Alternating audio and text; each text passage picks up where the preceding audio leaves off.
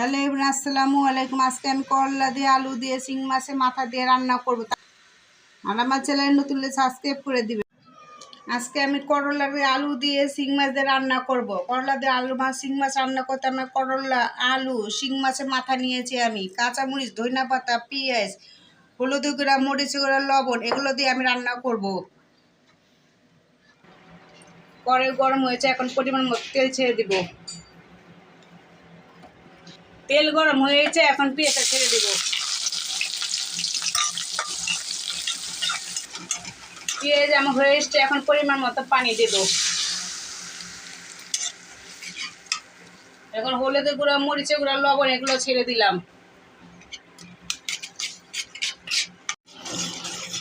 এখন আমার সব কিছু উপকরণ ভালোভাবে কষানো হয়েছে, এখন মাছটা ছেড়ে দিব।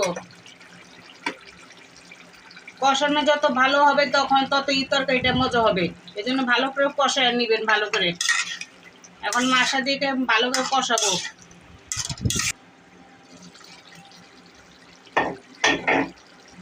এখন আমার মাছগুলো ভালোভাবে কষানো হয়েছে, এখন মাছগুলো তুলে ফেলবো।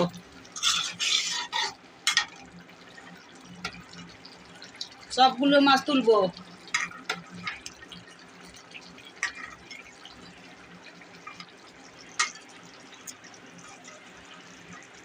সবগুলো মাছ আমার ওঠানো হয়েছে, এখন সবজি ছেড়ে দেব। এখন সবজি দিয়ে ভালো করে কষাবো।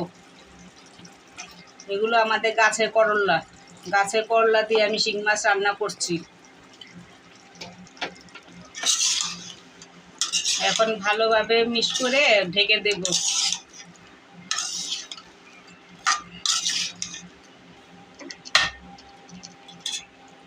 ঢেকে রান্না করব।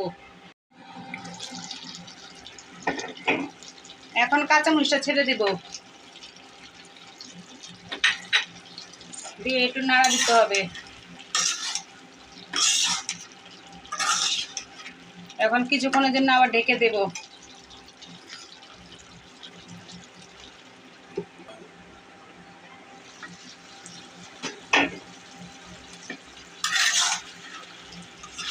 তরকারিটা আমার হয়ে এসছে, এখন কিছুক্ষণ পানি দিয়ে কিছুক্ষণ রাখবো।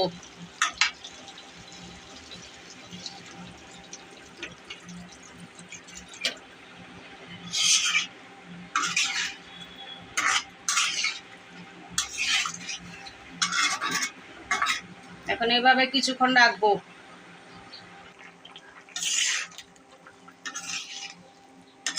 তরকারি আমার সব গলে গেছে, এখন মাছটা ছেড়ে দেব।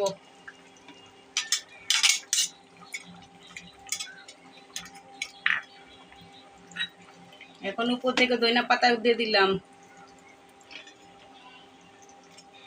এখন কিছুক্ষণ রাখবো।